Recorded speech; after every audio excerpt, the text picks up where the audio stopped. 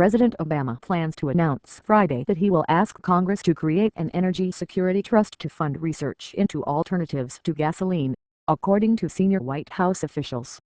The $2 billion fund to be disbursed over 10 years would come from increased revenue the administration expects from streamlining the permitting process for drilling, and from higher oil and gas production in the Gulf of Mexico, the officials said.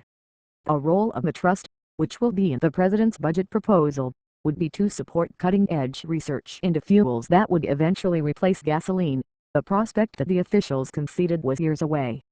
They added that no new territory would be added to federal lands already set aside for energy development. Revenue channel to the trust would be on top of revenue already expected from federal lands, and would not take money out of other government coffers to put to this project, they said.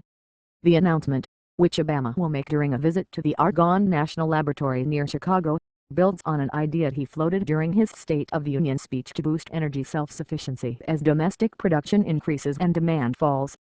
I propose we use some of our oil and gas revenues to fund an energy security trust that will drive new research and technology to shift our cars and trucks off oil for good, Obama said in the State of the Union address. Let's free our families and businesses from the painful spikes in gas prices we've put up with for far too long. The announcement comes against the backdrop of high gasoline prices nationwide. It also arrives as the White House grapples with issuing a permit to build the controversial Keystone XL oil pipeline from Canada to Texas. The recently completed State Department environmental study concluded that the pipeline would have minimal effect on the environment, increasing the chances of the project's approval. A project like the trust aimed at weaning the country off gasoline might be offered as a way to mute criticism from environmentalists before a decision on Keystone XL. The White House officials said the idea for the trust came from a group of corporate chief executives and former military officers.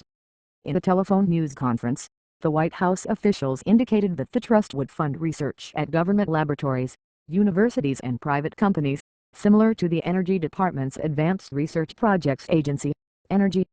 Mark Anderson, executive director of the Energy Project at the Bipartisan Policy Center, the Washington Research Group, said others had suggested similar initiatives to redirect revenue from energy development on public lands to new research, including Senator Lisa Murkowski-Arlasko, the ranking member of the Senate Energy and Natural Resources Committee. Anderson said they had inevitably become ensnared in discussions about opening more land to drilling or giving less revenue to the federal budget, politically unappealing alternatives in Washington. At Argonne National Laboratory Friday, employees and media milled about the visitor center awaiting the arrival of Obama. Mark Peters, deputy laboratory director for programs, said that the president had asked to see Argonne's transportation research facility. We're giving him a brief tour of those facilities to talk about batteries and electrification of the transportation sector and also internal combustion engines and improving efficiency, Peters said. Argonne is the Department of Energy's lead battery research laboratory.